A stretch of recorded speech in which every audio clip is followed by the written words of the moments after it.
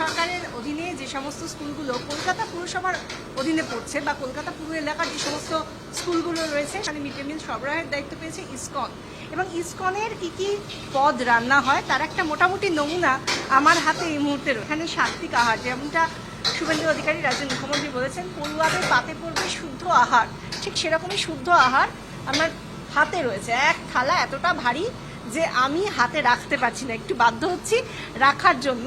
এখানে রাখছি আমি, এটা সেই কিচেন যে কিচেন থেকে সব কিছু তৈরি হয়। আমি প্রথমে দেখতে পাচ্ছি রুটি রয়েছে, পাঁপড় রয়েছে, এদিকে ভাত রয়েছে, রাজমা রয়েছে, পনির রয়েছে, সয়াবিন এবং আরও একটু আমার রায়তা দেখতে পাচ্ছি, সেই সঙ্গে স্যালাড রয়েছে এবং একটি মিষ্টি রসগোল্লা।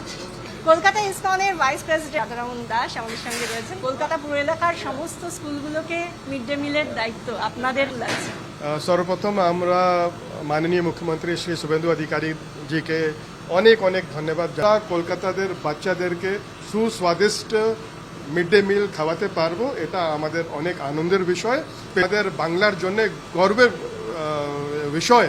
এই একটা চৈতন্য মহাপ্রভুর ফলোয়ার, বৈষ্ণবিজম ফলোয়ার আর সনাতনী, একজন সনাতনী উনি চিফ মিনিস্টার হয়েছেন। আমাদের মিড ডে মিলের যে কনসেপ্টটা একদম কমপ্লিটলি ডিফারেন্ট। আমাদের স্পেশালি যে মিড ডে মিল কিচেন হয় ওটা খুব স্যানিটাইজ ভাবে আমরা ওটা রেডি করি।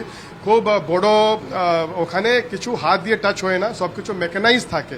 যত হাতের কন্ট্যাক্ট মিনিমাম করা যায় ওটা আমরা করি। আমরা বয়লার ইউজ করি, বয়লারে রাইস, ডাল, ভাত, সবজি রান্না হয়।